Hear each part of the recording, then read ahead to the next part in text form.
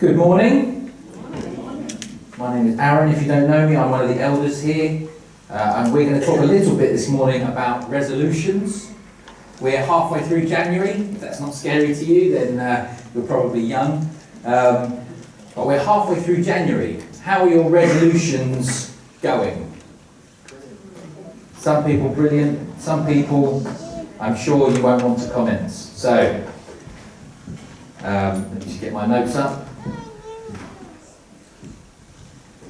I'm excited for this year. I don't know about you. I have had a number of conversations with people who feel like 2019 is going to be effectively 2018 take two.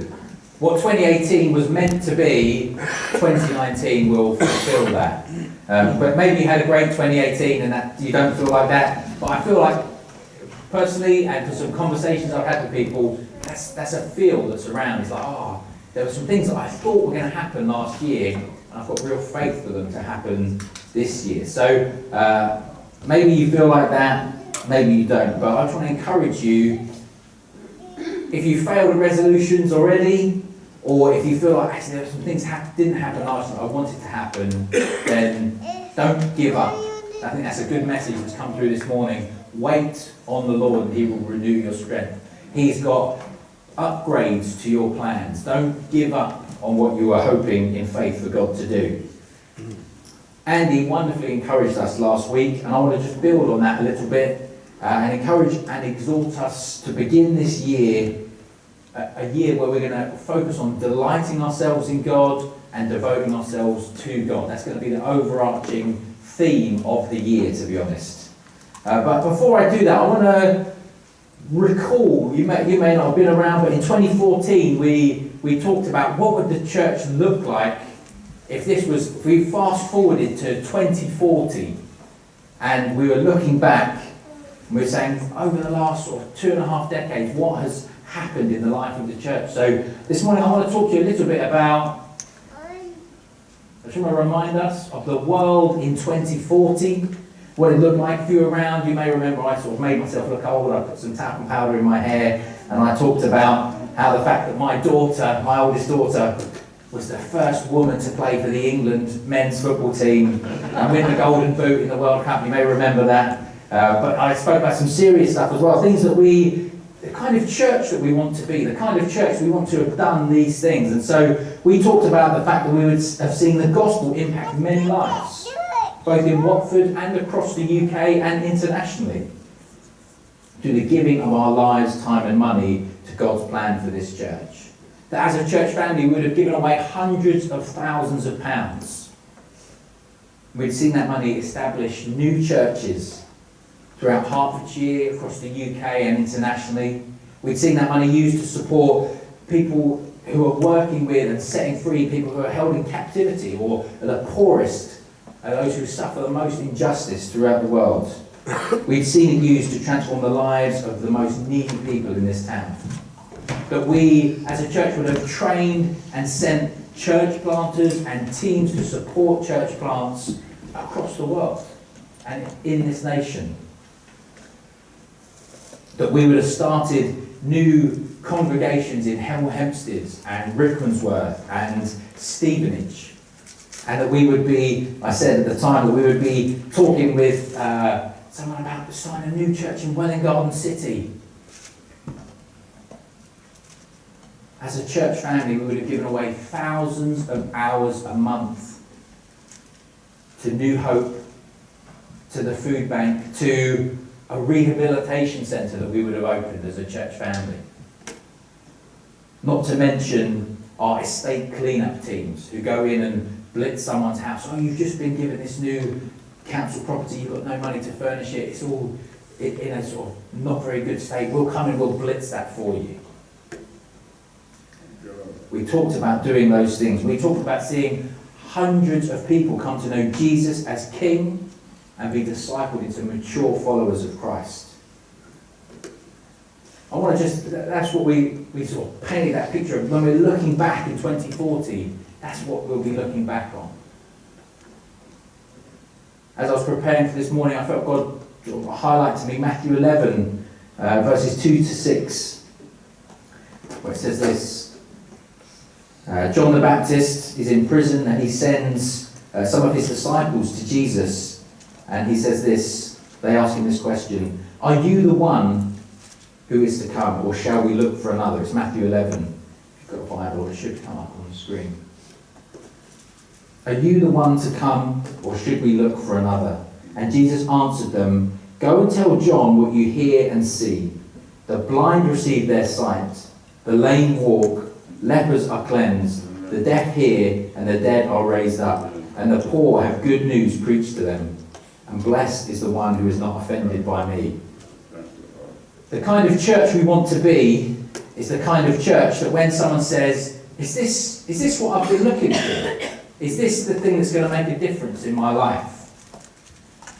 That you can say, well, what do you see and hear? You see the blind receiving their sight. You see people being physically healed. You see the dead being raised. You see good news being preached to the poor. The kind of church that we want to be, where we see the kingdom of God demonstrated in power, in word and deed. That's the kind of church that we're aiming to be. Is that the kind of church you want to be a part of?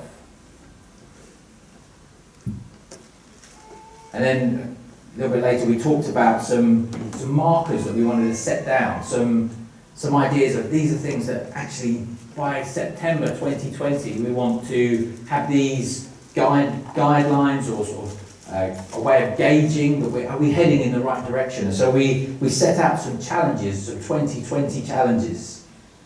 And we said they're not about setting down laws or rules to follow to measure how good a Christian you are, but obviously we're saved by grace. It's not based on our works. It's Jesus has completed everything that needs to be done for salvation. It's not about what you do. But we said we want to grow as disciples and followers of Jesus. And I'll talk a little bit more about that next week. And over the next 10 weeks, we're going to be looking at spiritual disciplines. How do we grow as followers of Jesus Christ? But we laid down these 3 challenges. For some they'll be daunting, for some they'll be easy. We said that by September 2020, every member of Christ First, which we said included the elders, would be giving hope to 20 people, sharing the hope we have with 20 people. That every member would be spending 20 minutes a day with God.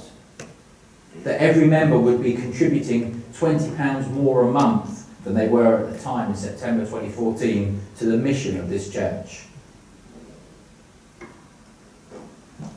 Contributing £20 more a month. Now some people that's easy for them. Oh, okay, I'll skip Starbucks once a week.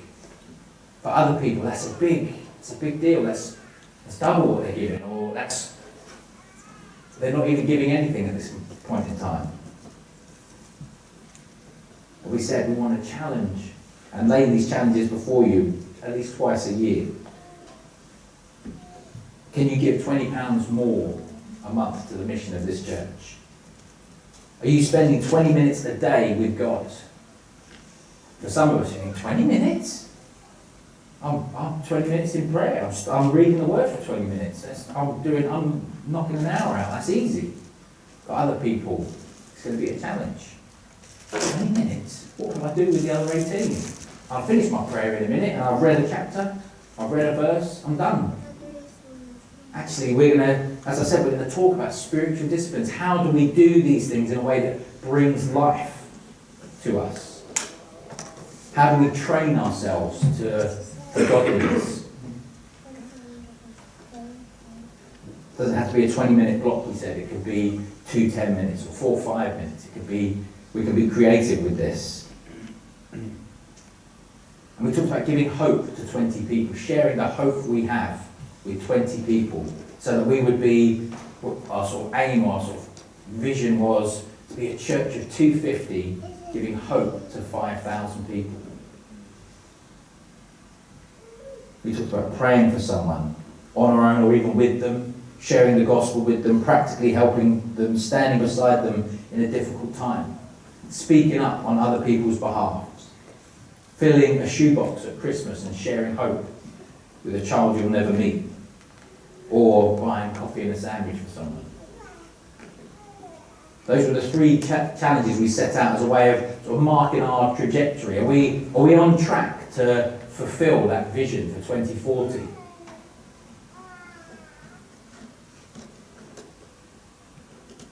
Are we impacting this community and the communities of Watford and other communities that we've got links to? But the only way any of that happens if we're continually recognising that Jesus is the King and continually applying that to our lives by evaluating and saying, have we surrendered everything to Him? Have I surrendered myself completely to Jesus? There's an old song, I surrender all. All to Thee, my blessed Saviour, I surrender all. We don't sing, I don't know when the last time we sang that song. That's a great song, I surrender all. Saying, Jesus, I give it all to You. Yeah. Everything. That's powerful to sing that. As I said, starting next week, we're going to look at spiritual disciplines. And to be honest, that series will be pointless for you if you're not interested in knowing God more. If you're not interested, if you'll go into that and you think, I'm quite happy with how I am, to be honest. I sort of know-ish my Bible. There's two, there's Old Testament and New Testament. I can't really know which one is which. And, Jesus is in there somewhere. If you're happy with where you are, it's not going to be particularly beneficial for you. But if you're willing to say, I want to know God more, I know that I'm created to know Him, then it's going to be beneficial for you. It's going to be encouraging for you. It's going to transform us as a church. That's my prayer. Do you want to know God more? Do you want to submit your life more and more to the Lordship of Jesus Christ? They go hand in hand. So this morning I want to build upon the challenge that Andy set out last week and encourage us as we start this year. And we're halfway through January already, but we are still just starting the year in earnest. All of those things that we talked about, church plants, thousands of pounds given away, hours donated, hope extended to thousands of people, it's all achievable. Not because we're so great, this is a fantastic group of people. I'm encouraged by the people in this room. I think, God, You can do something here. The reality is, even if we weren't so great, He could still do something here. The Spirit of God working through people who are dedicated to Him, willing to obey. He can do something here. I want to bring an encouragement because Jesus was given all authority on heaven and on earth, and He said to His disciples, go and make disciples of nations. Go and make disciples of nations. That's the call to us, the command to us. And I want to bring, as Andy did last week, an encouragement from Hebrews 12. So it will come up on the screen, or you can turn there if you've got a Bible. But it says this: Therefore, since we are surrounded by so great a cloud of witnesses, let us also lay aside every weight and sin which clings so closely, and let us run with endurance the race that is set before us, looking to Jesus, the founder and perfecter of our faith, who for the joy that was set before Him endured the cross, despising the shame, and is seated at the right hand of the throne of God. And he spoke last week about running with endurance. It's an endurance race. It's not a sprint. I wonder, who is feeling strong? I need a volunteer. Who thinks they're strong? I'm looking over to this side. Ben or Dave, come over here. Is this heavy?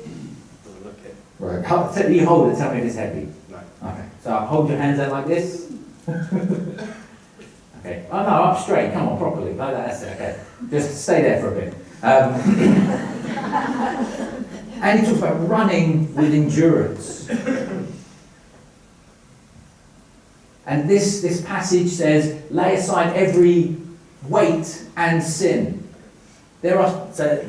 Weights are different to sins in this passage. There are sins that are causing you to not run in the way that you should do. And there are things that aren't sinful, but are weights that are causing you to run in a way that isn't as efficient as it should be. You can't run as fast as you can because you're carrying these weights. There are things in my life that aren't sinful, but they're stopping me from following Jesus as fully as I could. Now you could sort of take that, follow that through and go, well, surely that is sinful then. But the point is there are weights, that they're not bad things in and of themselves. Sometimes they're big things. The human heart is designed to love and worship. Is it getting heavy yet? Yeah, a little bit heavy. Just stay there. Are you kidding? Things like... Thank you, Ben. Thank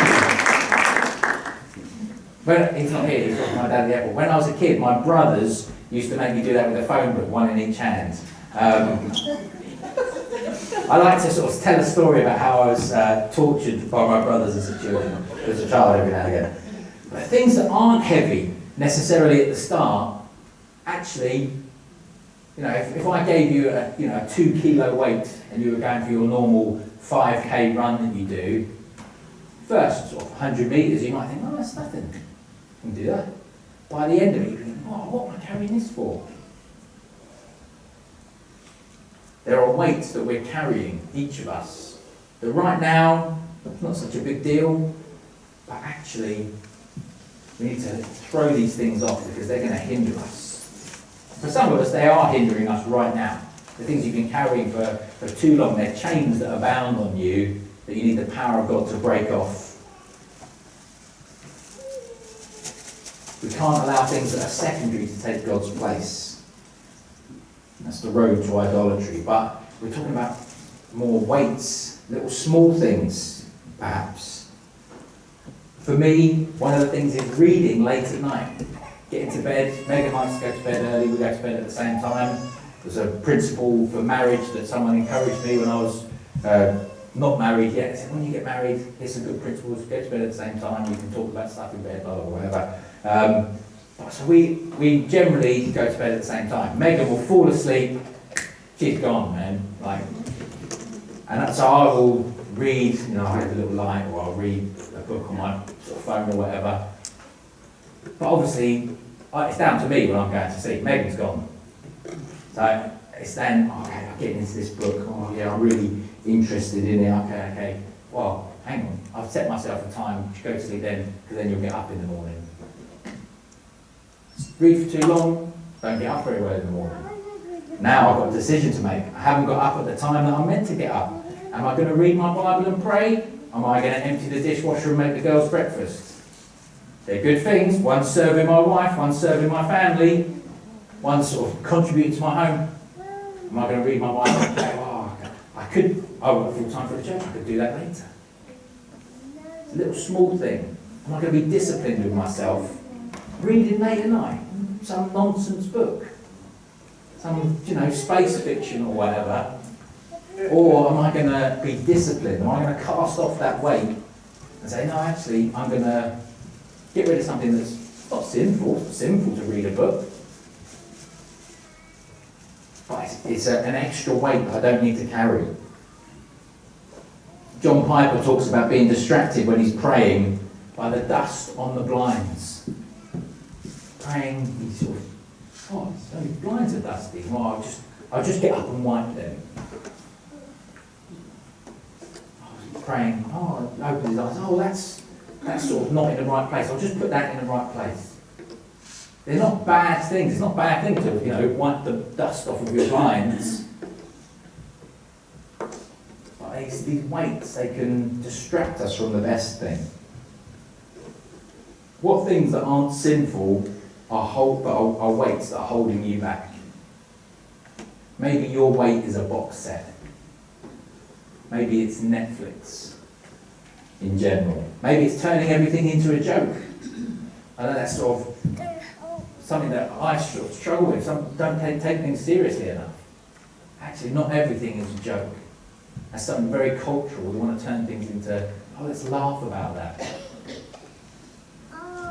It takes courage to be strict with ourselves, which is why we have courage as a value in this church. He said it's building a culture of courage. We choose to follow God on the adventure of faith. We speak and act in a way that makes it clear that He alone is Lord of our lives.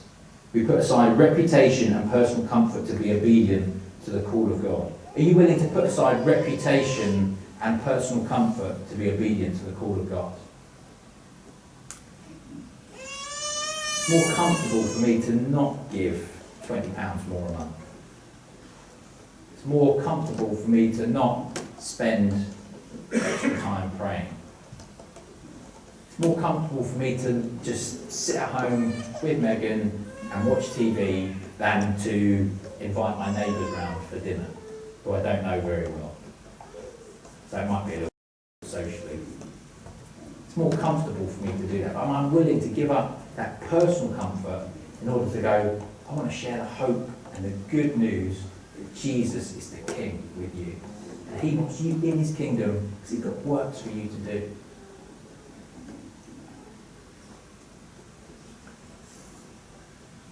How are your resolutions going?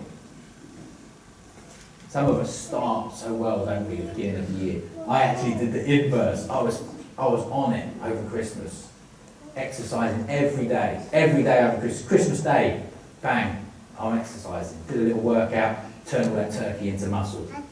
It's disappeared. I don't know where it went. Start of the year, January 1st, I'm going to have a couple of days off. Just let I'm out of the routine now. So this week, I'm back on it. Don't give up. Even if you failed, don't give up. This is the classic smoker's fallback. I don't know if you've ever smoked. I've never even tried a cigarette. That's like, I'm proud of myself for that. Partly because my brother said, if you try a cigarette, we're going to beat you up. There's a theme running through. Because they both smoked, and it was a nightmare for them to give up. And what would happen is, do 2 weeks, no cigarettes, try one again. Oh, I'm back on it. I had one and now I'm back on it. 6 months. Oh, I was around with someone, I just had, 6 months, I'm okay. Try one, I'm back on it. A year, 2 years, had one, I'm back on it. Don't give up. One failure, one mistake, or even a week of failing isn't the end. You can start afresh. Renew your resolutions regularly. Jonathan Edwards is worth reading about this man, amazing intellect. But when he was a young man, he wrote some resolutions. They're quite famous. 70 of them he wrote. And he would do this. He said this, beginning of them, he said, aware that I'm unable, I've modernised the language or copy from someone else who has, aware that I'm unable to do anything without God's help, I do pray that by His grace, He will enable me to keep these resolutions, so far as they are in line with His will and that they honour Christ. He said this, I'm going to read these resolutions once a week. He would read his resolutions once a week. Resolution number 1, resolved. I will do whatever I think will be most to God's glory and my own good and profit and pleasure for as long as I live. I will do all these things without any consideration of the time they take. Resolved to do whatever I understand to be my duty and will provide the most good and benefit to mankind in general. Resolved to do this whatever difficulties I encounter, and no matter how many I experience or how severe they may be. That was his first resolution. Second resolution, I will continually endeavour to find new ways to practice and promote the things from resolution 1. Resolution number 3, if I ever, really whenever, I fall and fail and grow weary and dull, whenever I begin to neglect the keeping of any of these resolutions, I will repent of everything I can remember that I have violated or neglected as soon as I come to my senses again and start anew. I think this is important.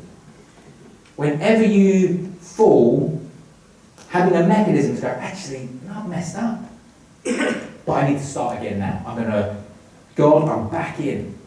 Maybe you started a Bible in a year program or reading plan, and it's the 13th of January and you're behind. Hey, it doesn't matter. Start again. Start again today.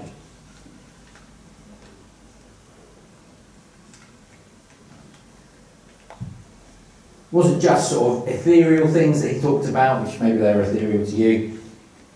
He said this: resolve to inquire every night before I go to bed whether I am acting in the best way I possibly could with respect to eating and drinking.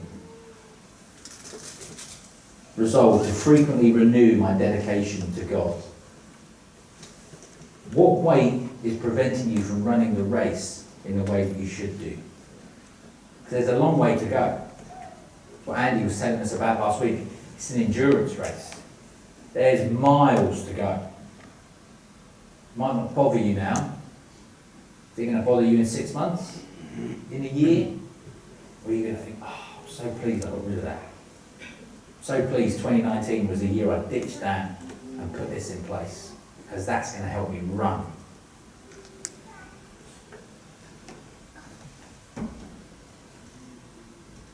We're going to talk a little bit about this kind of idea of setting resolutions for yourself, or putting this good practices in place, disciplining ourselves over the next, as I said, 10 weeks, starting next week. And look at different aspects, things that Christians have done for thousands of years. Tried, tested, true. How do we bring life into those things? How do they train us for godliness and effectiveness? But I want to just challenge you this morning, maybe to think about what is the weight that's stopping you from running. What's the first thing that pops into your head? Maybe reviewing what you've eaten and drunk that day. Maybe that's it for you. Maybe you know, if I have that for breakfast, it just ruins my whole day. If I have, what they call crunching up cornflakes, I've got sugar craving the rest of the day, and that means then at lunchtime I want a chocolate bar, and then when I get home I want something sweet after dinner. Whereas if I have a nice, bowl of porridge in the morning, that sets me up right, and I'm satisfied. If I have an egg on toast, whatever it is, these things seem not very spiritual, but that's because we've been tricked into thinking that physical things and spiritual things are so disconnected. Actually, they're massively interlinked. Paul writes to Timothy, he says, do some physical stuff because that's good for you. Obviously, spiritual training is better because it has benefit for this life and the next, but don't necessarily neglect physically training yourself. Feel free to go and read some more of his resolutions. Jonathan Edwards, they're really encouraging to me, challenging to me. But I want to challenge you to make a resolution for yourself and to review it regularly. What are you going to do? What are you going to change?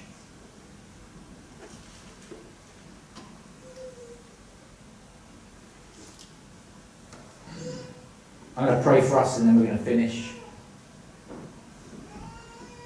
What weight is preventing you from fully submitting yourself to God?